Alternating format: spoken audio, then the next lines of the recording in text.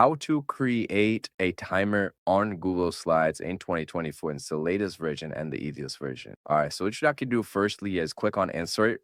Then once you click on that, it should be the fourth option right here, video. Just click on that. Then once you click on video, you have to search up right here and the YouTube paste URL. You're going to search 5 minutes timer.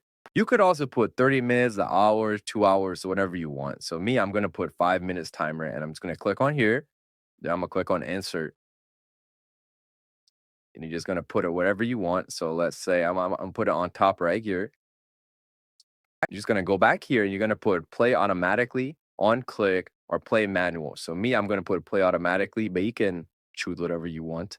Then once you do that, you're just gonna have to go back over here in view. If you click on slideshow right now, the timer is gonna automatically start. And that's how you put a timer on Google Slides. If this video helped, make sure you like, subscribe, and leave a comment down below if you last need any help.